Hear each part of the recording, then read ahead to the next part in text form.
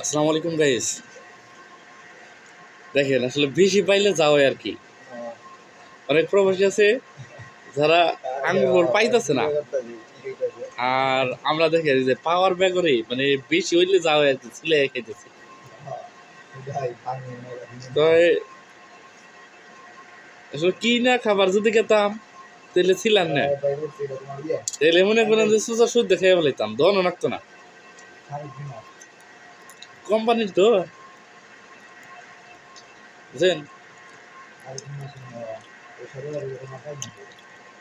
আমি আপনাদের শেখাবো কিভাবে আঙ্গুর ফল সিলিয়ে খেতে হয়। ধরেন আমাকে পরিষ্কার করে ধুয়ে আনবেন, এই যে দেখেন এই যে আঙ্গুর ফল, আচ্ছা এই যে কিসমিস এইভাবে ধরবেন, ধরে এইভাবে সিলাবেন। দেখছেন এই যে কি সুন্দরভাবে সিলে যায়। আসলে যে এই আঙ্গুর ফলটা খুব সুন্দর, কিন্তু এই যে ভিতরে বিচি আছে, এই যে বিচিগুলা কামড় দিলে মানে কষ্ট লাগে, বেশি ভালো লাগে না খাইতে, মুখটা মানে নষ্ট হয়ে যায়।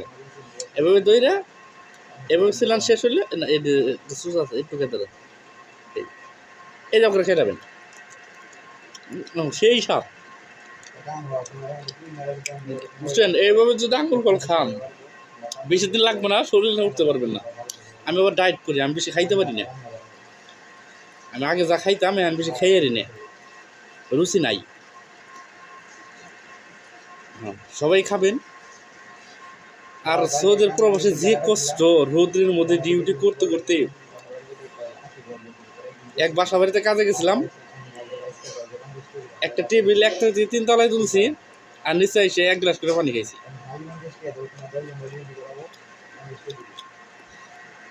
ধন্যবাদ, সবাই ভালো থাকবেন।